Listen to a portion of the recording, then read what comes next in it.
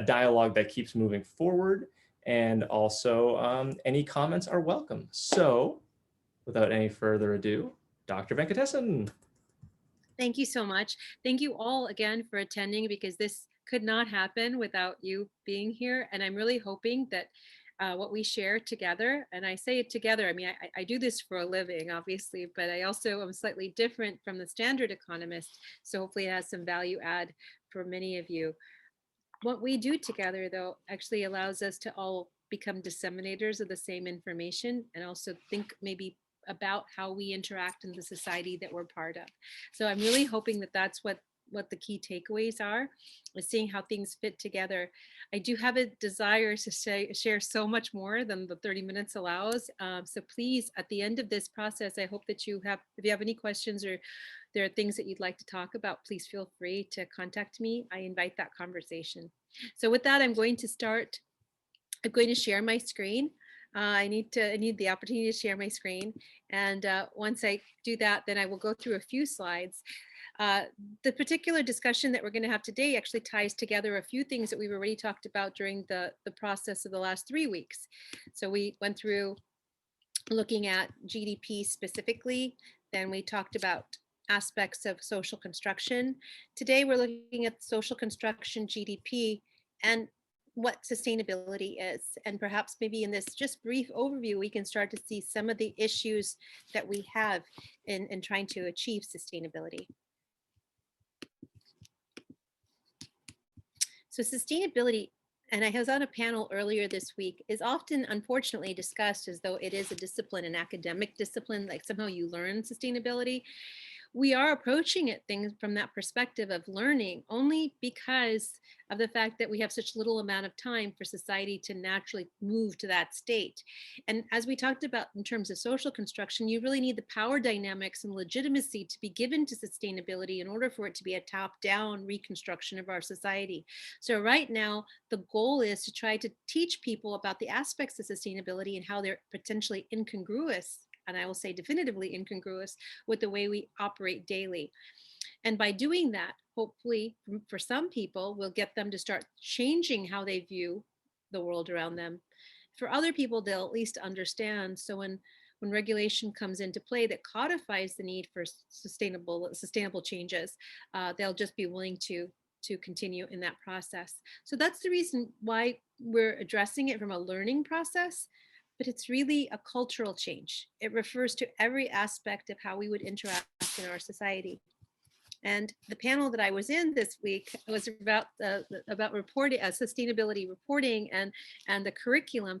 And unfortunately, they were addressing it as though it was a discipline. And we will hopefully have a chance to talk about that in a little while. So the first thing I just wanted to talk about is the definition of sustainability. Part of the reason why you can achieve a goal is because you have it defined. So the reason why we're able to achieve a GDP-based goal is because we know exactly the elements that create GDP: consumption, investment spending, government spending, and net exports, where consumption is the primary and dominant vehicle for GDP growth, which we then use as a proxy for our personal and global well-being. Well, we don't have a standard definition for sustainability. And for that reason, it's a moving target. And you all know that when you have a moving target, it's really hard to know if you've achieved anything.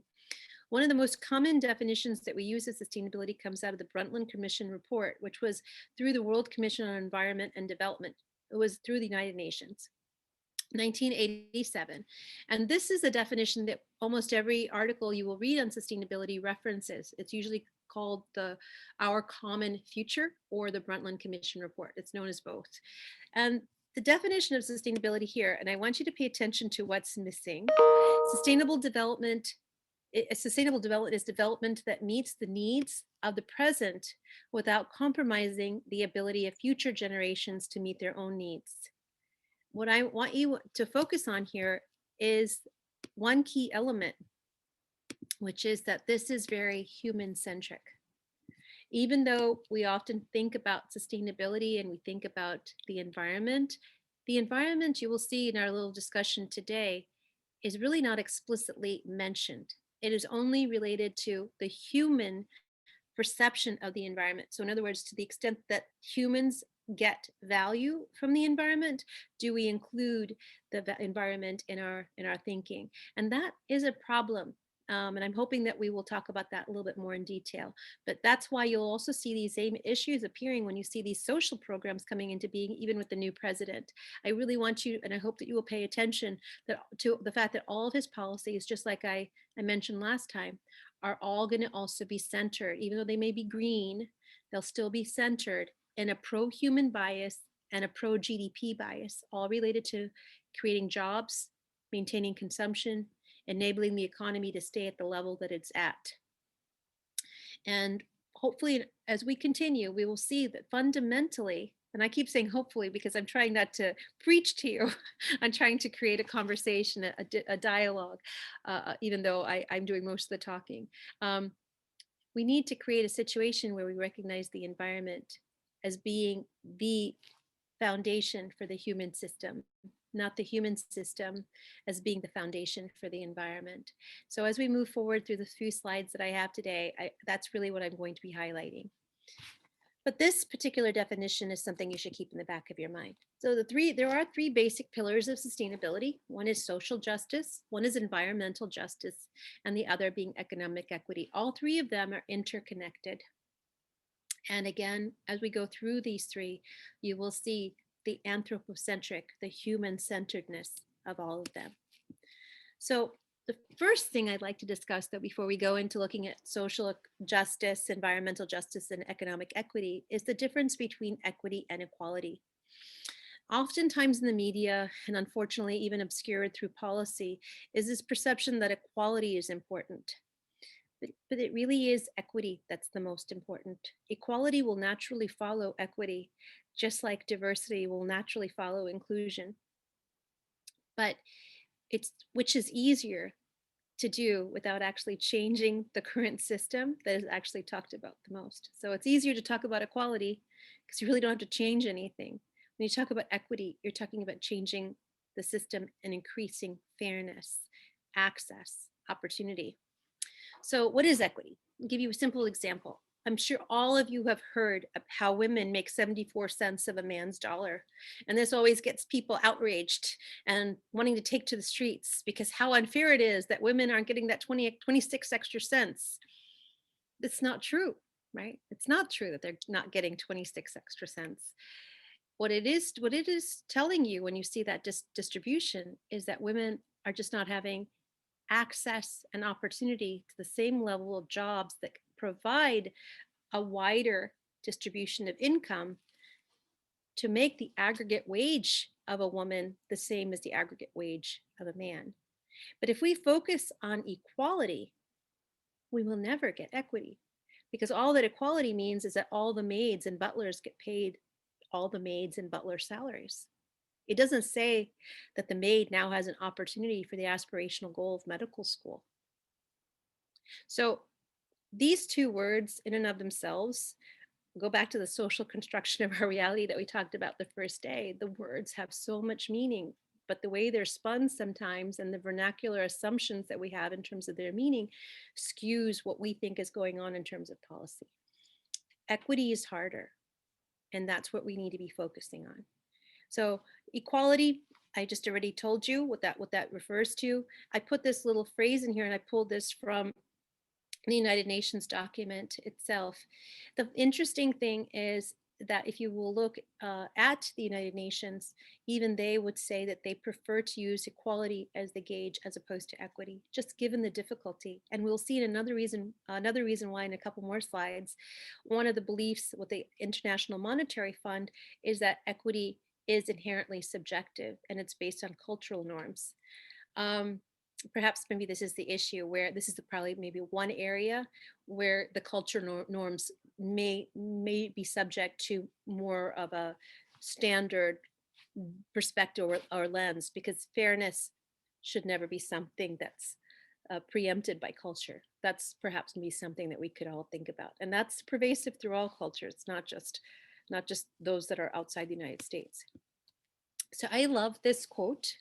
And this is from Lyndon Johnson. And I think in so many ways, especially being in the United States, It helps us understand what equity means in terms of race. Now, we won't be spending too much time talking about race, but it is an area that I'm very interested in, only from the standpoint that people tend to look at the cross section of time that they are a part of, rather than trying to understand how that cross section that they're reviewing or evaluating has a history or context that relates to it. We cannot solve any problem by only looking at it through the lens of today without understanding the history behind it. And so that is the primary component of equity if we're really trying to achieve it.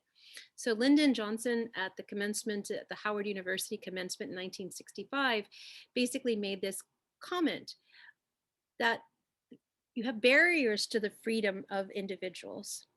The part that perhaps to me, when I read it, really means the most is when he says you cannot take a person who for years has been hobbled by chains, excuse me, and liberate him, bring him up to the starting line of a race, and then say you are free to compete with all the others and still justly believe that you have been completely fair.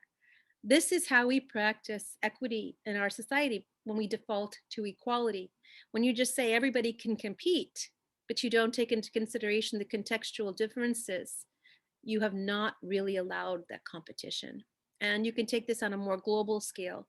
Whether we look at it in a national scale or we look at it in a global scale, the lack of the ability for people to compete based on equity is based on the seedbed of exploitation. So for those who have gained from exploitation, no matter how painful it is to embrace the hypocrisy that we have lived under or the benefits that we have garnered from it, it makes us worse people to not accept it and try to establish equity.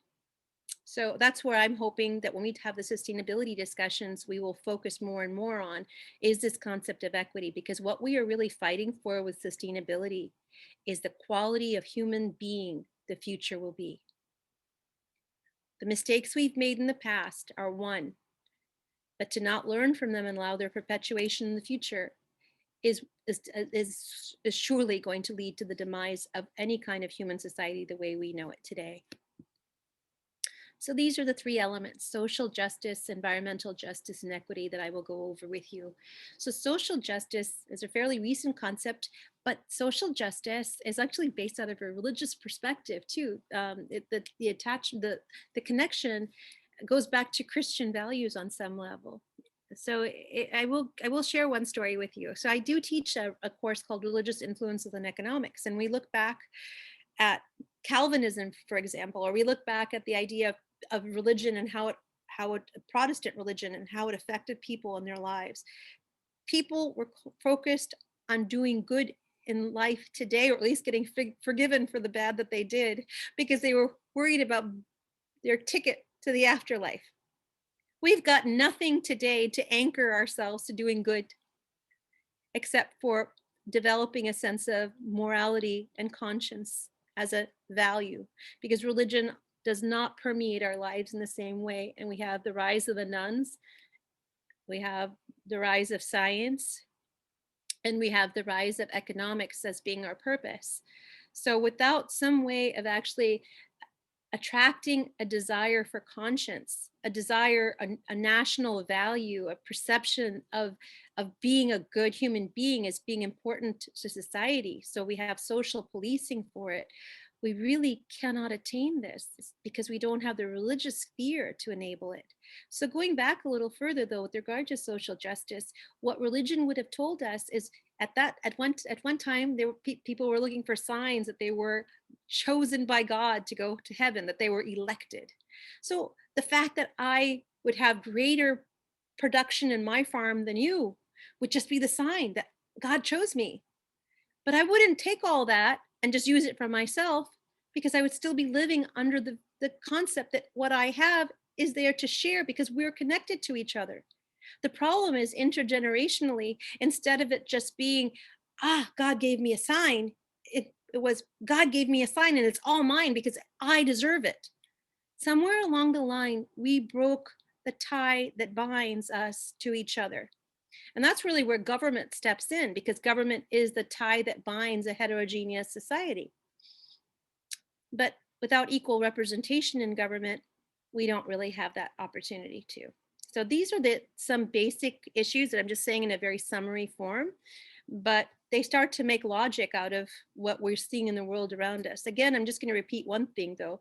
Unfortunately, there is no standard linear progression. There is a complexity every generation because of this interpretation that occurs based on what people see. So I'm just speaking in generalities, but surely there are so many ramifications. Environmental justice, and this part, given the name in the title, environmental, you would expect there to be something about the environment in it. Social justice covers people. Environmental justice covers people even at a more granular level. Let's put it that way. So environmental justice is equity in the treatment of people related to their ability to partake in a clean and healthy environment. That's what it's defined as being. So this is coming from the Environmental Protection Agency. Again, the reason why I'm giving you quotes from specific groups is because of the lack of standardization, which is a problem. Economic equity, I've already given you a little example of what equality versus equity is. So what is economic equity? It reflects narrowing the income distribution, if we think about it from that perspective. So right now we're in a country where maybe the average income is 55,000, but that means that some people make 100 and some people make 10.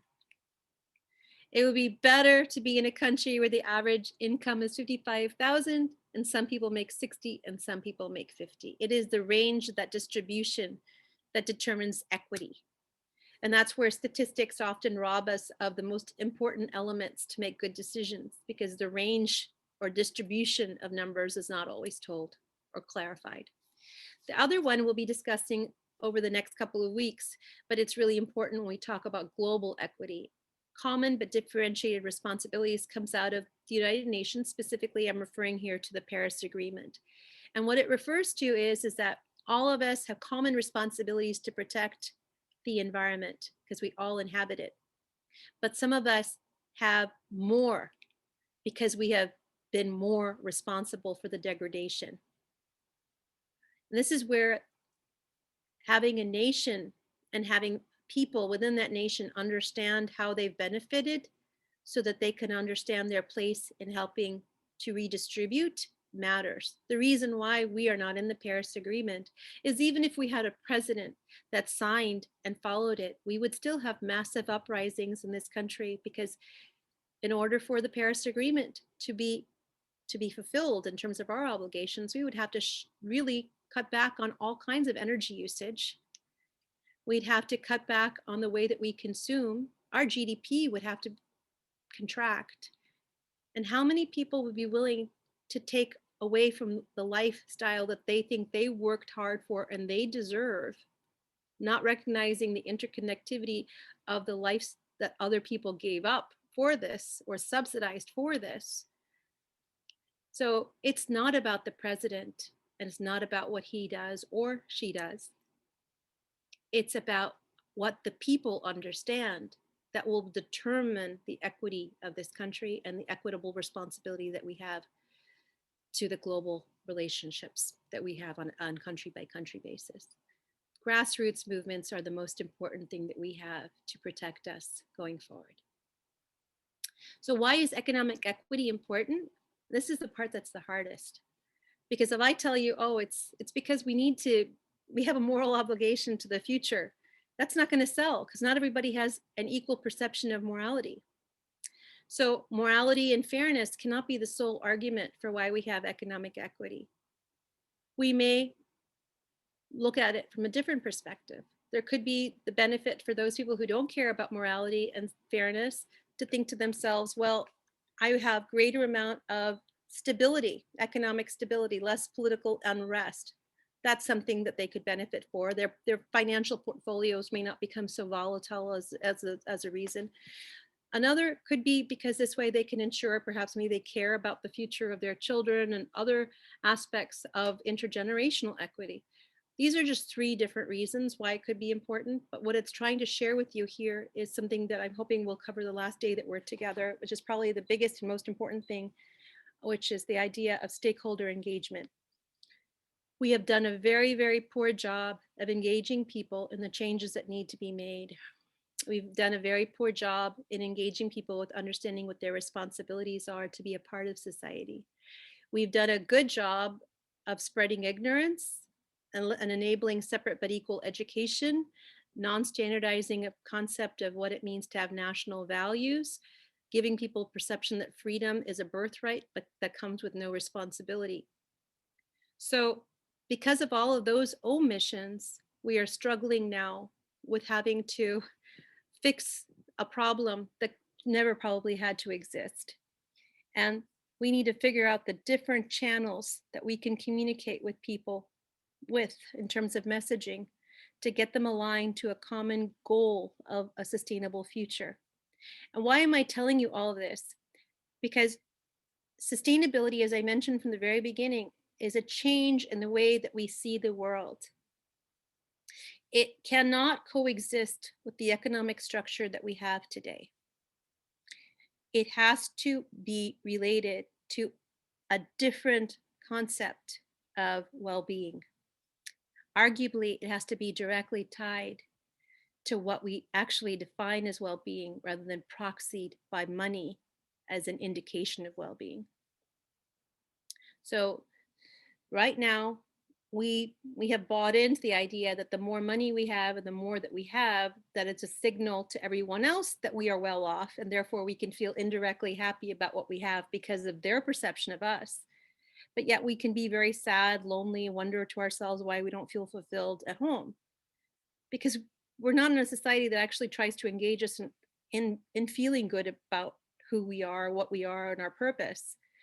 We've used quantified measures as the sole determinant of that. So now we need to perhaps re-engage. We have an opportunity. COVID has given us this opportunity in many ways to re-engage with what really makes us feel good about who we are. What is our well-being? It's not income. So I'm going to just talk about a couple economic frameworks and tie this back to what we've talked about over the last couple of weeks. So one of the basic premise elements of economics, and this actually is cultural more than anything else. And I date it back to the Massachusetts colony and the creation of the savage and the Native American, because that was truly what it was. You created the savage of the Native American because that way you could use Genesis to say that these people were not as much of a man as me. They are less than human. So therefore I can take whatever they have because they're not really human. They're not the same level as me. Because my perception of wealth is maximizing how much I can produce at any given point in time. And that's what this production possibility frontier is. This production possibility frontier is essentially our gross domestic product at any given point in time. If we maximize all the resources we have available to produce, and we're producing the most we can of every of the two, in this case, it's a very simple model, refrigerators or cars that you could produce. But along this line, I maximize the different levels I can, the trade-offs between the two. As long as I'm on this line, I'm efficient. When I'm off this line, I'm borrowing from the future. When I'm inside this line, I'm inefficient. So if I interpret the Bible to say that all resources are here for my domination and use, and I come in and I see these savages and they're not doing it, and they didn't populate their planet area or their country either, well, they're less than human than me. So obviously this place is for me. So I can use that as a justification, take from them, and then maximize the production. So we live in an area where there is very little native forest in the state of Massachusetts, 2%, approximately, I think, 2 to 4%. Maybe I might be off by a couple. The beaver population was made extinct by the fur industry because it was monetized. So any beaver that you have here is one that's been reintroduced. And that's true for a lot of different things. The reason why was because we only cared about maximizing production based on what was here, maximizing our return based on these resources, not protecting them. That cultural attribution continues in our economic system today. And that's what's really important to think about. That our system is always based on being on that line. That's why interest rates go down, to help us consume so we can be back on that line. That's why we care about job creation, so we can get back on that line. So that's an important element here, because when we look at the economic framework, we're resource and technology driven. This line continues to move out based on new technology. That's why we focus so much on technological progress. It also moves out with resource use. That's why people are now thinking about the moon. So you heard of other types of economics, such as donut economics. And in Denmark, one of my students will be talking about this very soon and teaching our class about this, about the Denmark is going to try to put this donut economic theoretical approach to life in their economic system. But I have an issue with this, because you see, donut economics, if we go back to our other slide, it's one step better than this, because what they're trying to do is say, okay, let's produce less by taking into consideration the risk of what we don't know. But they're not saying, let's take into consideration the fact that we have a stewardship responsibility, and we don't need to be only looking at satisfying ourselves. This is just changing the boundary conditions, but not changing the perception conditions. And that's sort of important. So there are a couple other alternative economic indicators. One is the Gross National Happiness Index, and I brought this up briefly once. The other is the United Nations Human Development Index. The Gross National Happiness Index is an index that's created out of Bhutan. It's related purely to people's perception of their happiness in their country. It's a 6-hour survey. They randomly sample 8,000 citizens every couple of years. I thought it was a 6-hour survey. It's a 3-hour survey, so I'm wrong with my own words.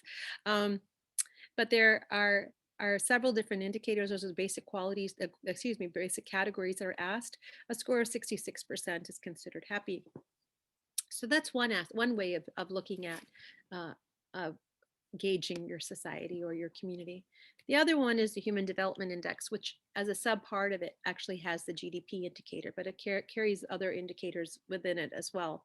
Neither one of them has gained traction, both of them, in spite of all the shortcomings that we know of with regard to GDP. GDP remains the dominant measure. So I brought this up the first day that we met, and I thought this was an appropriate period to bring this up and remind ourselves where we are in our economy. And why we need to have a mindset change in our economy. And of course, some of the things that have happened over the last week point to this as well. It's not how you make your money, it's about having made money. And so it's the end that justifies the means, which means in and of itself, if you look at and just read all these 7 deadly sins, they all help you get to that end a lot faster. So it's interesting, and there's a little irony to me attached that, you know, a country that is based off of a religious foundation, ends up having cultural orientations that are in direct opposition of it. So when we start to think about sustainability today, and I'm hoping that this will get you some food for thought as we finish the next 2 times that we're together, and also just if you're thinking about this on your own when you read an article about sustainability going forward. The discussion, unfortunately, of sustainability is extremely human-centric.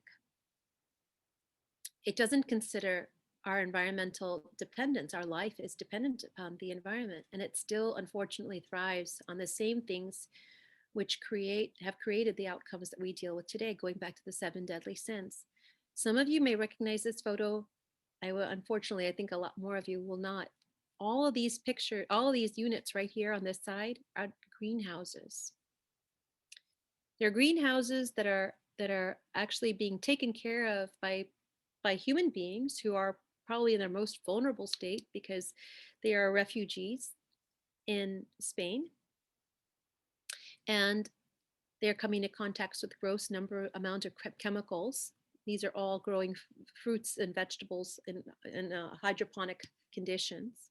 But you can see how many how far and wide this goes. So we're being sustainable on one hand, one could argue here, right? But it's just based on the same exploitation that we're not being that we're being unsustainable over here. The question of defining what sustainability is really, really important. Otherwise, all we're doing is changing the means, but maintaining the outcome. On this side, on the right, this is Morocco. And this is acres and acres and acres of a solar farm. Again, the thing that's interesting here is it's human centric. Acres and acres and acres of a solar farm has a couple of adverse consequences. One is to anything that's up in the sky, the reflection affects life in the sky. It affects actually even human life in the sky, planes going through. It also affects ambient temperatures, both on the ground and in the upper air. There are some studies that show or reveal that there's what we call a heat island effect, increasing the ground temperatures up to 10 degrees and in the upper atmospheric temperatures as well. There is so much we don't know, but are running towards solar and wind as though somehow all these years we've just been denied a free lunch and someone gave us a magic recipe that now, yes, there are free things that have no consequences. It only shows how really truly intelligent we are. Everything has a consequence. One of the biggest problems that we will have when it comes to moving off of fossil fuels is that 65% dependency that we currently have in the US, to substitute that with green fuels will really take a huge and massive infrastructure. We really need to institute reduction in use. In 1979, as I mentioned one time before when we all met, Jimmy Carter gave his Culture of Malaise speech, which actually was very positively, it got positive feedback initially until the press got involved. But what he was really referring to was a reduction in consumption. He was appealing to us in 1979, 37 years after the traction of the GDP indicator, to recognize that we had become a nation of consumers that no longer respected the relationships that we had with our friends and family, that somehow validated ourselves based purely on our consumption capabilities and what we had. He appealed to us and our patriotic duty to reduce our consumption of fuel because of the very fact we were going through an inflationary period, because we were dependent on foreign oil at that time. Since that time, we have increased our dependence on energy multifold. I can't tell you the amount, but I look to you to do that. We are in the intergeneration. It should not be too hard. But it is inconsistent with a rational person to do that. So if we look at our environmental dependence, we really need to start to focus on our ecosystem interdependence. We should be looking at stewardship as a responsibility and an elimination of hierarchy. And with this, I just want to point out one comment here to you. Even if the domination is our right, to dominate, we have to have something to dominate. So implicit within domination has to be stewardship, otherwise you have no one to dominate. So for the logical entity that still thinks of itself at the height of the hierarchy, the need to protect and steward remains a responsibility, but one based on our measurement, because we use GDP, we don't have to look beyond the exact moment. So our domination is actually quickly eliminating the resources for us. This is my last slide here. I have a little video that I wanted to share, but I'm going to pass on it right now and see how our discussion goes, and then I'll share it with you. It's a slightly off of the discussion topic, but I had the opportunity to speak to someone else earlier today, and I just love it. It's just a 4-minute video, so if nothing else, I'll drop it in the chat and maybe you can watch it on your own, okay?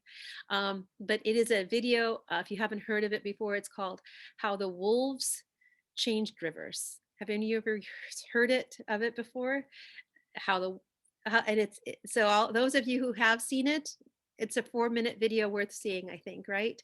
Because it definitely makes you see that the trophic levels, the trophic cascade exists very well without us in it. We only sort of mess it up. And so that means that more and more we have to start to recognize that there's a balance that nature naturally has. And it is our job to start to become flexible with that balance as opposed to succumbing to our fear and needing to control it. So with that, I thank you so much. I'm hoping that we will have a nice discussion, and I look forward to your thoughts. So yeah, now we've reached that point. Basically, if you have a question, just throw your name in the chat. Just say, I have a question, and then I'll call on you, and then we'll move forward there. Also, if you're at home using a device where you can't get into the chat, if you can like hit the raise your hand button or something of that nature, we'll figure it out. So. And also, if you are asking a question, we just ask that if you have extra information to put that in the chat, but try to keep the question brief. So because we're just working on a limited time constraint. So first we got Christopher. Christopher, the floor is yours. This has been so interesting. And again, thank you all for making it happen. I'm curious about what other folks who have done a better job than I have of seeing the prior, being a part of the prior discussions, what you all think of the notion that growth as a concept, obviously tied to GDP, really needs to become outdated in favor of sustainability and in favor of looking at quality of life, not from a financial standpoint, but from a sort of a love and connection and more human-based. Again, I'm being very human oriented here, anthropocentric. On the other hand, I just think that if we have a sense to slow down and be more than fight our way to the top culturally, and I'm talking globally, it seems to me that we would have a better shot. But you know, there are a lot of very, very poor people in the world. So I can't imagine growth is going to vanish, but I'm just wondering what other people think about that.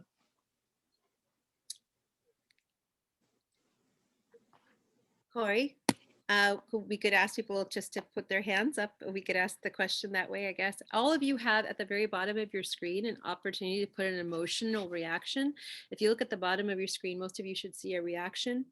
And I guess just to follow up on what it's Christopher, or is that correct?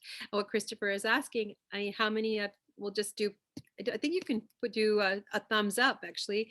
And what you could just ask, how many of you would vote for looking at degrowth or eliminating growth? I think you've got them a pretty good majority, and those that probably haven't figured out how to put their thumbs up yet. So, but I think we have a biased audience, Christopher, I must admit too. I mean, I don't think that people who are signing up to this particular series perhaps think so much about growth. They're more focused on understanding sustainability.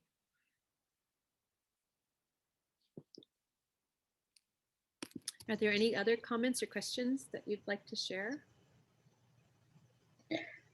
I would like to say something related to that, actually. I didn't choose thumbs up because I think it's a little bit more neutral than that.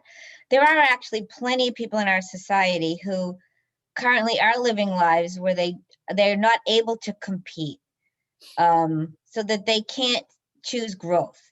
But there's a lot of unhappiness associated with that because society tells you that you should have things and that you should want growth. So it's not just a matter of just changing what we measure, you know, and say that that's good enough. It's you really have to infiltrate it right down to say that humans have value too.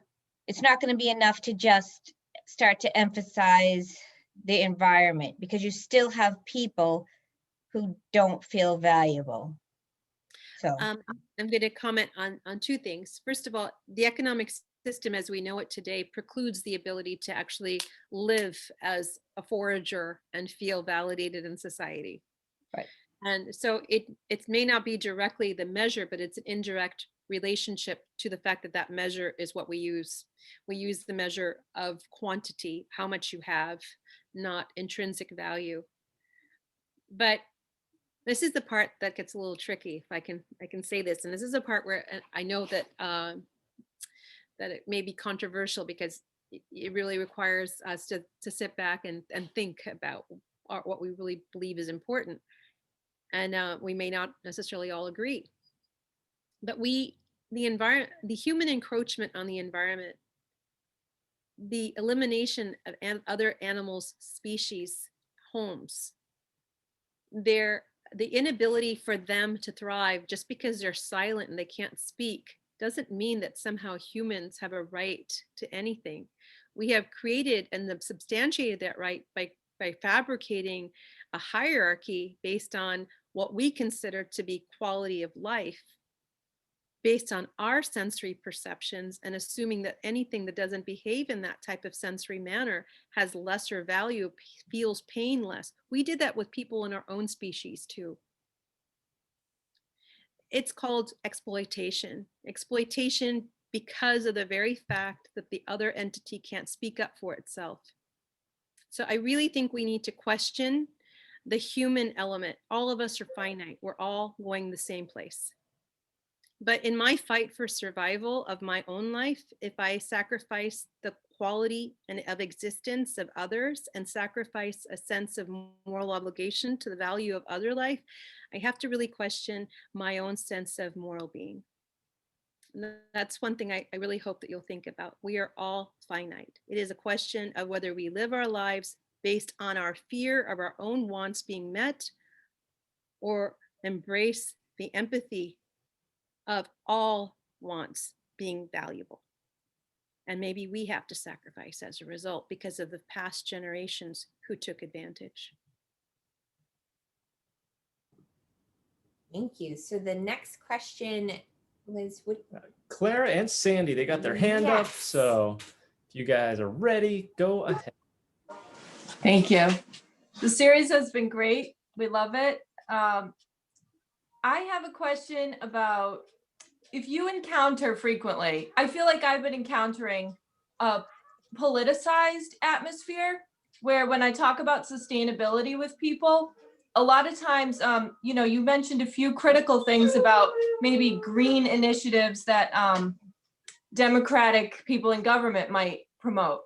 And I've found that when you say something, that you hesitate to enthusiastically support that, people will even sometimes jump to a conclusion and say, oh, you're a Trump supporter, just out of the blue. And they really try to turn everything into a black and white, left and right, good and bad, simple discussion about what's green or sustainable. Do you encounter that? And do you have any thoughts on that? I encounter a lot of hostile and negative things all the time. It makes life interesting. I'll say that much, but I would say two things. One, I have come to the conclusion I will not engage with every discussion, because there are some discussions that the engagement is principally about just hostility. So I have to pick where I engage. Secondly, I will, when I talk to people, I will switch the conversation to what we have in common. What is it that we both want? What is the future that we want to have? How we choose to get there may be slightly different, but if we can at least agree on the worldview that we want to have going forward, that at least starts us to have a discussion where we can start to see things come together. But again, the problem with freedom in this country is the freedom of ignorance seems to be the one that's most held on to tightly. At a time when we have so much information available to us, people will state one comment related to one little opinion that they have read about, not ever thinking to themselves, that's just one opinion, probably based on second or tertiary information, when there's so much other information that you could use to help collectively come up with an educated opinion. So, I don't think I answered you that well, it's Clara. I'm sorry, I didn't answer you that well, but again, it's a difficult situation to answer. You have to look at it context by context. So thank you very much. And the next question is from Ben and Marcy. If you would like to unmute yourself.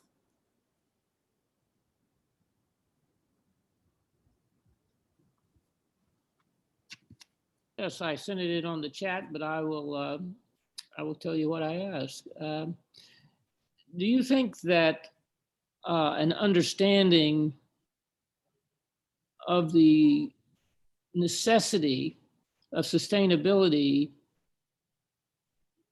is something that is increasing in our country and or the world as a whole, or is it staying about the same, or are we going backwards? I hope you can give me a somewhat optimistic answer. I think I can. Oh, I believe the fact alone that we're having a discussion like this and 30 some plus people are on it tells us the answer. It is growing and people are interested and there is a desire to be a part of it. I think the biggest stumbling block that we face, unfortunately, is a lack of standardization of what it means. So the fact, alone that I could think sustainability is about human sustainability and somebody else could think about it as being ecosystem sustainability means that even though we're saying we're pro sustainability, we're still coming at it from very divergent positions. So the biggest challenge we have right now is to articulate clearly, make no doubt in anyone's mind. When we talk about sustainability, I am here talking on behalf of all life. I am not here talking on behalf of my life or human life. I am going to take that extra step and recognize that we have imprisoned every aspect of this planet for the gain of a very few. And it's emotional to when you actually make that statement, because you realize the power and the weight that comes with taking on that responsibility. But I think we can all step up to it. I think it's starting to increase more and more. Even if you're, let's say you enjoy eating meat and you're starting to think about composting, all of a sudden, even though it may not even occur to you, animal rights have become part of your agenda. Why? Because the composting of that meat product has all those antibiotics and other kinds of chemicals that are not going to contaminate your ground. So indirectly, when you start thinking from a sustainability perspective, it takes you the whole course. It's just a matter of starting the process of thinking. So thank you for the question.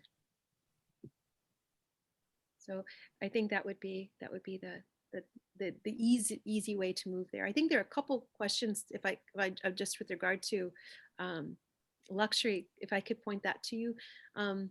Gabrielle, would you mind it? And Eleanor had her hand up, but I don't think that we noticed her when she put it up. So I don't know if she's still there for a question.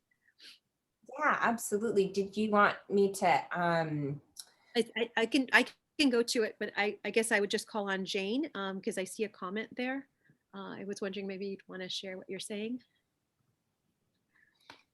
I'm thinking that this discussion of sustainability is interesting in the backdrop of us in this discussion having the luxury to consider sustainability versus too much, whereas there's a significant proportion of our population and the rest of the world's population that are just trying every day to have enough to survive. So I think as we consider sustainability, as you've just been saying, we can't forget social justice, not only social justice for other people, but if you want to expand it to be environmental justice for other living things that share the world's environment. And frankly, I feel like it's not it's not really an act of generosity so much as enlightened self-interest.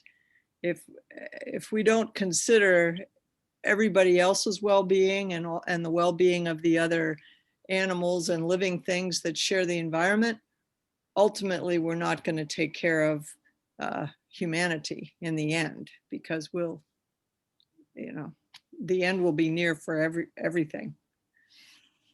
The one challenge in all of this is the fact that those that are disenfranchised, that are marginalized, that are vulnerable, do not have the power to actually promote the changes that need to be made.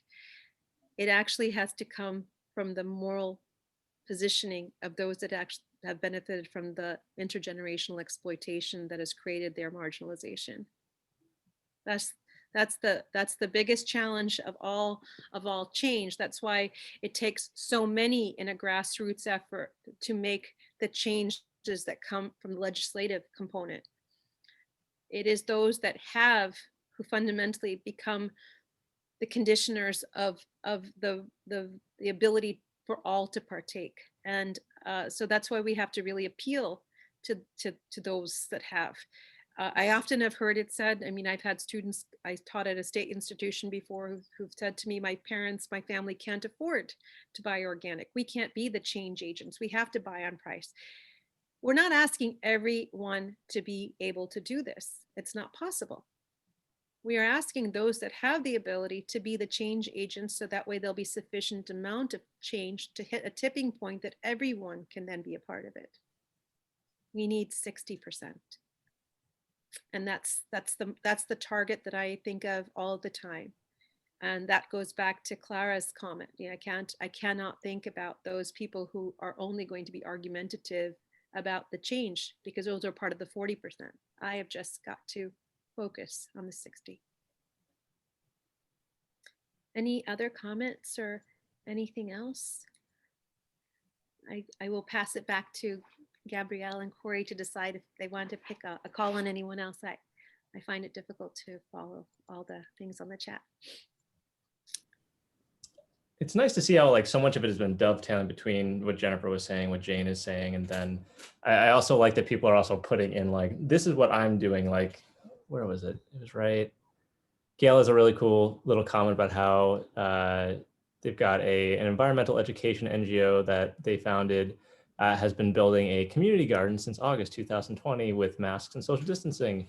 So it's nice to see like how each of us are taking this in our own lives and how we are doing like what we can to do that. And like, it's great to see that.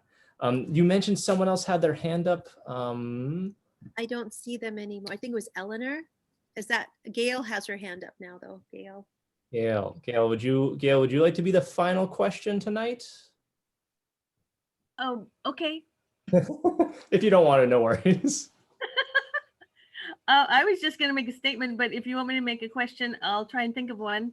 But yeah, I was talking in the chat about the community garden that the Earth Care Eco Kids are building, and we're doing it all organically. And so what we're trying to teach them is about climate change and how each of our individual actions can make a difference. What we eat, how we grow things, regenerative agriculture versus industrial agriculture.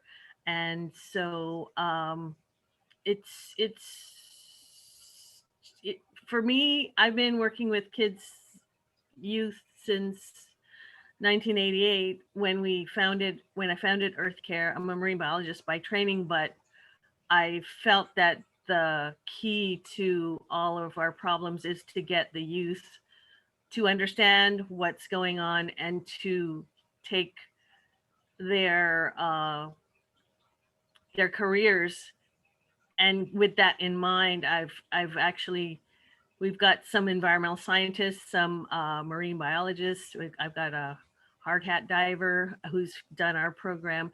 And I just really feel like living in the Bahamas, where my island was 70% underwater from Hurricane Dorian, we still don't have potable water. Teaching the kids that they've got to take on careers to handle and be resilient and try to stave off climate change, which I don't think is possible anymore, but that they need to make their career choices with that in mind, that they have to deal with that. So that's my statement. My question is, I don't have a question. Just thank you so much, Madhavi, because I've been really learning a lot from you, and I love the way you use quotations and different people from history. I just find that fascinating, and I love your talks. Thank you.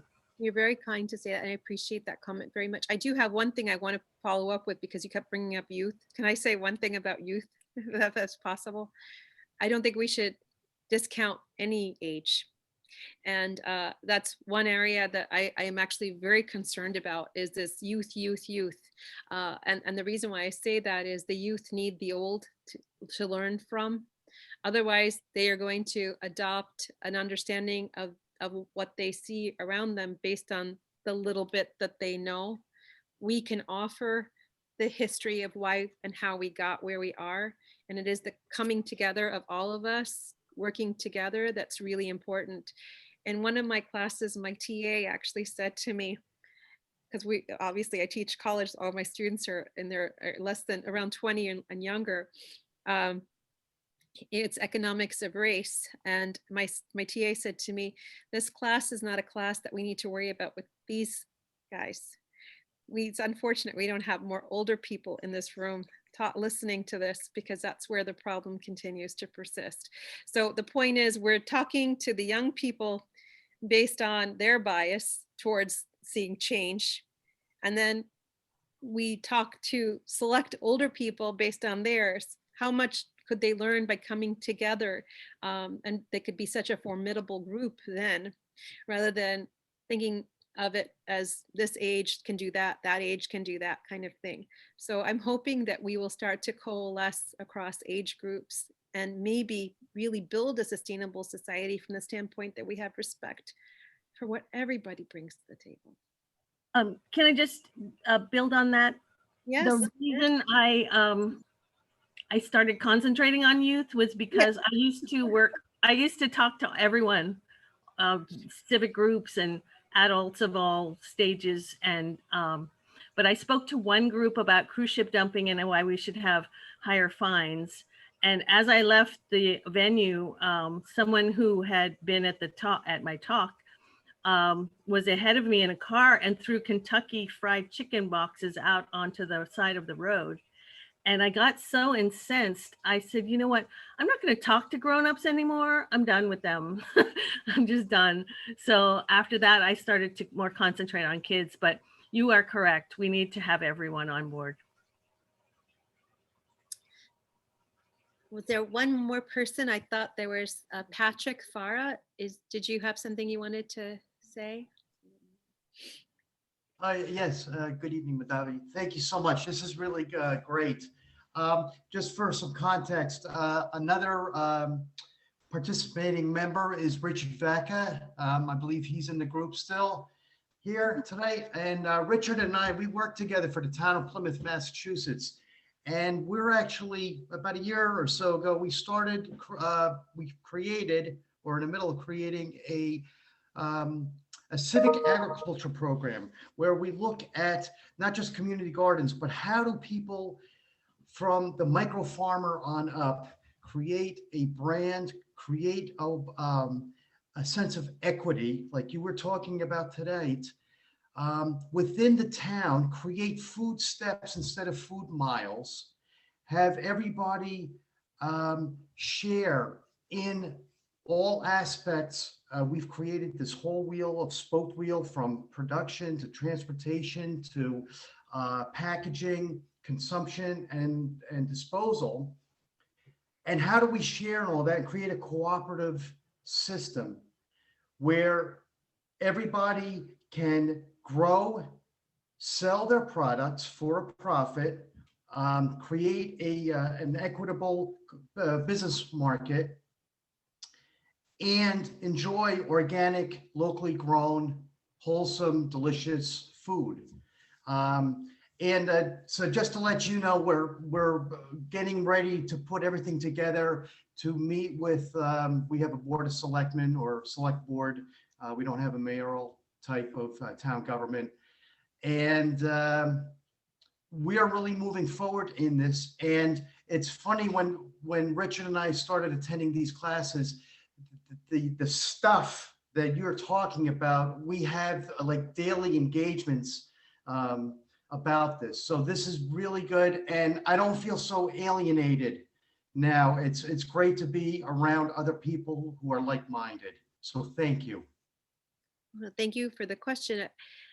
I have only 2 points to make, and I don't know very much about Plymouth, so you can dismiss them if you'd like. But one thing I think if you want traction, the one thing that us green people or our granola tree huggers that we're not really known for is aesthetics.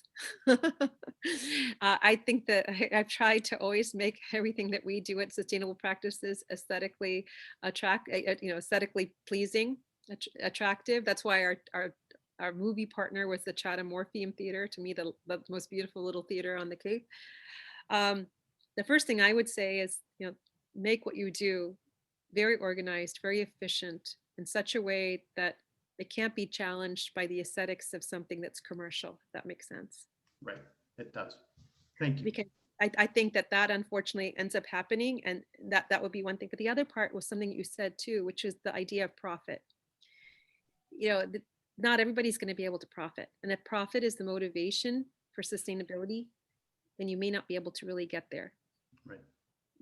The motivation for sustainability has to be the value that you're able just to maintain in terms of its fair value. That's why I believe if we look forward, we probably will not see sustainable investing necessarily as being such a growth driver in terms of outperformance. Right now, they may be outperforming because they may have greater risk management for those companies that are considered to be green. Just by definition, they just have stronger risk management, stronger strategies in place that they pay off in downturns or down cycles. But in up cycles, I doubt that they're going to make high profits, because sustainability by its definition is really about fairness. So if a sustainable company is making a high return, I think we need to question how sustainable it is, because that means that somewhere in there, it's exploiting something. So those are just the things I would say, just try to be cognizant of how much of your thought process and your business development is already aligned with the prevailing economic system, and see if maybe take a step back and see if there's an opportunity to change that. Thank you. Okay, thank you. I hope that was helpful. Yes. Sorry, go ahead, Madhavi. Oh, no, I'm sorry. I saw a response to Jan, but I didn't see a question from Jan. So I don't know if Jan had a question or a comment, but I just want to make sure, because I love Jan and I want to make sure she gets heard. If you don't mind. I just wanted to respond to Jennifer and Clara, because, we just avoid talking about alternatives to growth because we just get pigeonholed. I've been called socialist or communist or whatever so many times in my life. So I just say I'm a democratic socialist, but then that tends to end the conversation. So, and we still don't get the discussion. I just want to bring out one historic point that I love. In 1922, the Secretary of Labor said, I think that we actually have enough people manufacturing things like vacuum cleaners and refrigerators that we don't really need any more of those things. We have enough. And I think it's time to basically cut back the number of working hours. At that point, it was 48 hours that people were expected to work. And I think that we're at the point now that we should be going to 35 hours or 30 hours as the standard, to spread it out. How do we spread things out so that we can, maintain the $15 an hour or whatever minimum wage, but spread out to have, as my great grandfather, who was the father of the 8-hour movement, said, time to work, time to sleep, and time for spiritual development. Well, whatever we do with our extra time, we need more of it. What do we do? How do we get these solutions out there to talk about without labeling? It really comes down to education and getting it out there. It sounds so simple and so basic, but it truly is. If people don't have an understanding of what a 15-hour work week means for them, or a 35-hour work week means for them, if they're still focused on the idea of overtime so they can buy a second house or something else, it's going to be really hard to engage them. So it's going to take time. I think if there is one thing that I think that we have the biggest shortcoming in terms of our desire for change is the fact that we think that we need to solve every problem at the same time, and that they need to be solved within the 5-year time period that we're giving ourselves. And it took us generations to get to where we are today. I liken it to a person gaining weight. You know, you eat and you eat, and it's very subtle. It starts to happen. You don't realize. And then one day you put on your favorite pants and they don't fit. And then you think, oh my goodness, summer's coming and I want to look good. I don't want to have this muffin top. And you think, okay, I'm going to go on a crash diet, and they don't work, right? And sometimes you even gain more weight. But if you took a slow and steady pace to it, you could probably get yourself back where you wanted to go.